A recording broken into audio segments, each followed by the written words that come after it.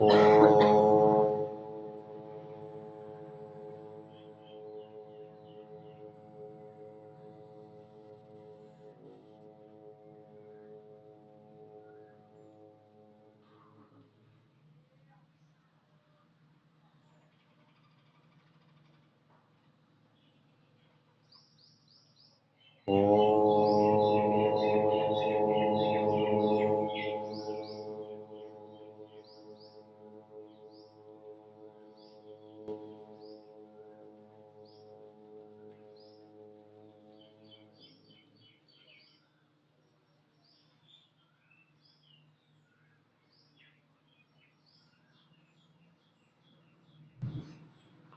समादरणीय धार्मिक सज्जन, उपस्थान मंत्र संख्या 2, इसके ऊपर विचार करेंगे। मंत्र बोलेंगे। ओम उदुत्यं जातवेदसं देवं वहन्ति केतवः दृशे विश्वाय सूर्यम्।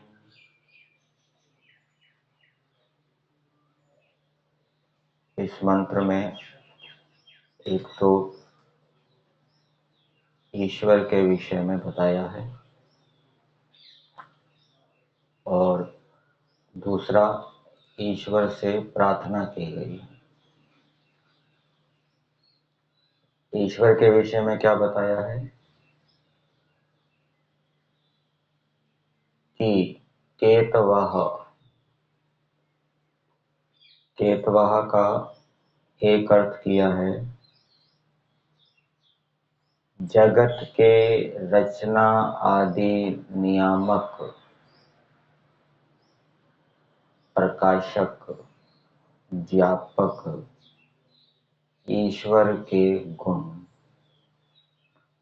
अर्थात जगत की रचना आदि को देखकर हम ईश्वर को जान सकते हैं, उसके गुण कर्म स्वभावों को जान सकते हैं। जैसे मान लीजिए कोई व्यक्ति किसी संस्था को बनाता है,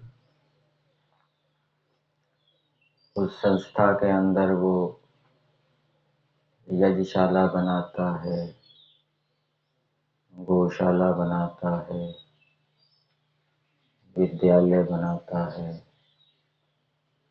और खेती की व्यवस्था करता है, बूढ़ों के लिए, अपंगों के लिए भी स्थान बनाता है। तो उस संस्था को देखकर उस व्यक्ति के जो संस्था को बना रहा है उसकी विशेषताओं का हमें पता लगता है कि इसकी रुचि यज्ञ में है, इसकी रुचि गौ सेवा में है, इसकी रुचि विद्या में है, इसकी रुचि वृद्धों की, रोगियों की सेवा में है, आदि आदि। इसी प्रकार से ईश्वर ने ये संसार बनाया है, तो संसार की रचना आदि को देखकर हमें ईश्वर के गुण कर्म स्वभावों का बोध होता है। जैसे सूर्य, चंद्रमा आदि नियम से उदय होते हैं, नियम से अस्त होते हैं, नियम से ऋतुएं आती हैं।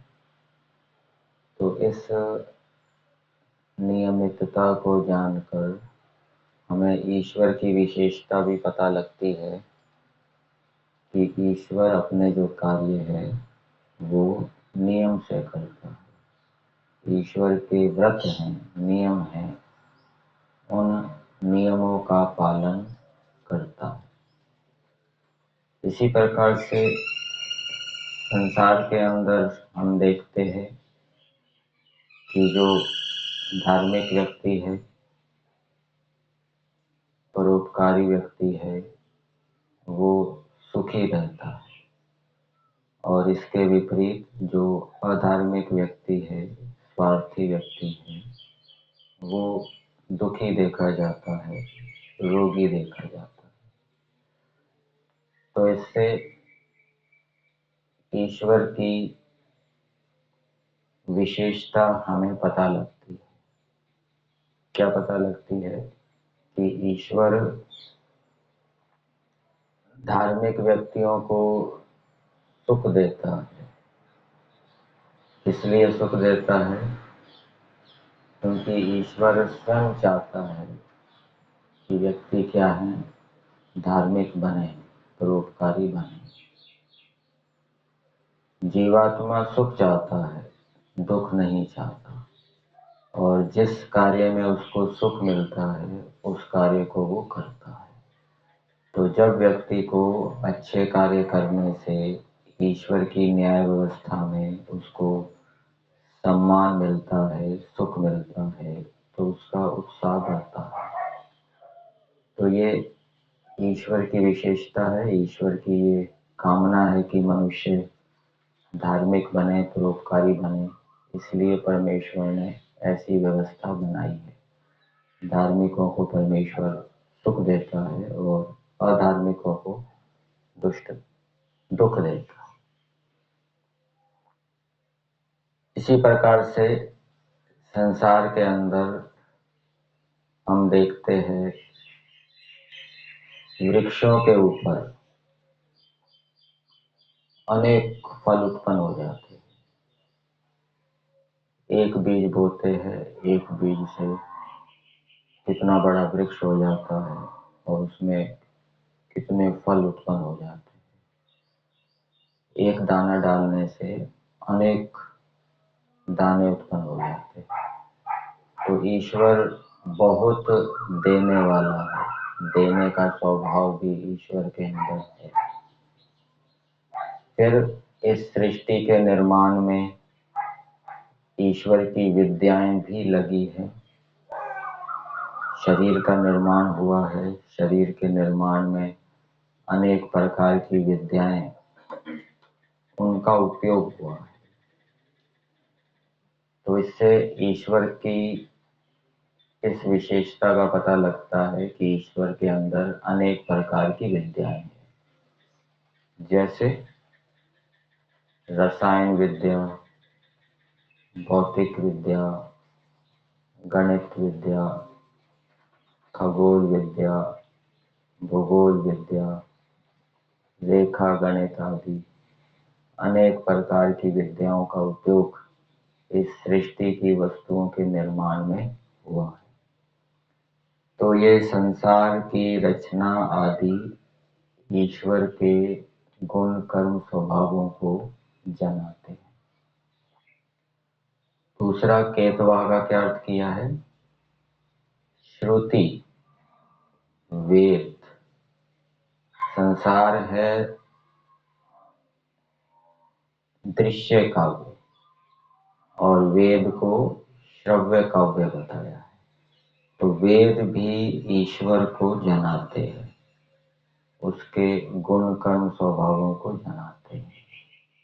जैसे यजुर्वेद के 40वें अध्याय में 8वां मंत्र आता है। उस 8वें मंत्र के अंदर ईश्वर के विषय में बताया है कि ईश्वर कैसा है, कवि है, मनीषी है, शरीर के बंधनों से रहित है, शुक्रम है, और भी अनेक मंत्र ईश्वर के गुण कर्म स्वभावों को जनाते हैं। और वो ईश्वर कैसा है? उदुत्यम जात वेदसम। उस परमेश्वर को इस मंत्र के अंदर जात वेद कहा है। इसके अनेक अर्थ किए जाते हैं। जिस परमेश्वर से ये वेद प्रकट हुए, अथवा ये जो संसार है, वेद का अर्थ धन भी होता है। तो ये जो उत्पन्न हुआ धन है, संसार रूपी धन, वो ईश्वर का है। ईश्वर से चारों वेद प्रकट हुए हैं, अथवा ईश्वर उत्पन्न हुए सभी पदार्थों को जानता है अथवा ईश्वर उत्पन्न हुए सभी पदार्थों के अंदर विद्यमान है, इसलिए ईश्वर को क्या कहते हैं? जात वेदस। और दूसरा नाम ईश्वर का क्या आया मंत्र में? देवम। देव है परमेश्वर, अर्थात देने वाला है, विद्या को देने वाला है, विज्ञान को देने वाला है, अनेक प्रकार के पदार्थों को देने वाला है। ये संसार परमेश्वर ने मनुष्यों को दिया है, दान के रूप में दिया है, अर्थात प्रयोग करने के लिए दिया है, कर्मों का फल भोगने के लिए दिया है। पूर्ण रूप से दान नहीं दिया, प्रयोग के हेतु से दिया है। तो परमेश्वर देने वाला है और जिससे वेदों को प्रकट किया गया है, ऐसे परमेश्वर को वेद और सृष्टि के गुण कर्म स्वभाव जनाते हैं। ये पहली बात बताई। तो इसके पीछे क्या प्रयोजन है कि यदि हमें ईश्वर को जानना है तो वेद पढ़ने पड़ेंगे। ये मंत्र कह रहा है वेद ईश्वर को जनाते हैं। तो इससे क्या बात निकली? यदि ईश्वर को जानना है तो वेद पढ़ने पड़ेंगे। दूसरी क्या बात निकली कि सृष्टि की रचना आदि गुण ईश्वर को जनाते हैं। ईश्वर को यदि जानना है तो सृष्टि के माध्यम से भी हम जान सकते हैं। दो साधन है ईश्वर को जानने के लिए, वेद और संसार। तो संसार से भी वेद को ईश्वर को जानो और वेदों से भी ईश्वर को जानो, ये परमेश्वर का आदेश है।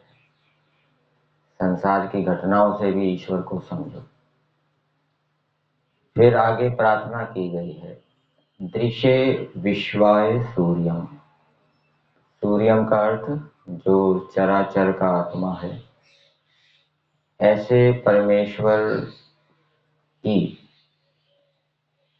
समस्त विद्याओं की प्राप्ति के लिए हम उपासना करते हैं। दृशे विश्वाय सूर्यम, समस्त विद्याओं की प्राप्ति के लिए हम ऐसे ईश्वर की उपासना करते हैं। जो कर रहा है उपासना वो इस रूप में कहेगा, अर्थात जो ईश्वर के गुण कर्म स्वभावों को धारण कर रहा है, ठीक ठीक चल रहा है, वो क्या कहेगा कि हे परमेश्वर, मैं आपकी आज्ञाओं के अनुकूल चल रहा हूँ, आपकी उपासना कर रहा हूँ। इसलिए कर रहा हूँ दृश्य विश्वाय, समस्त विद्याओं की प्राप्ति के लिए। इसलिए आप मुझे जब जब विद्या की आवश्यकता हो उस समय आप मुझे विद्या विज्ञान की प्राप्ति कराइए, जिससे कि मेरी समस्याओं का, दुखों का समाधान हो।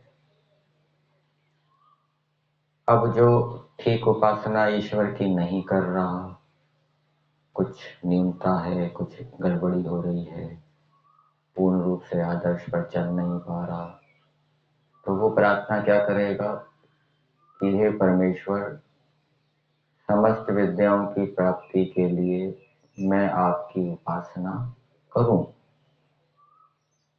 और उपासना करने का फल भी बताया।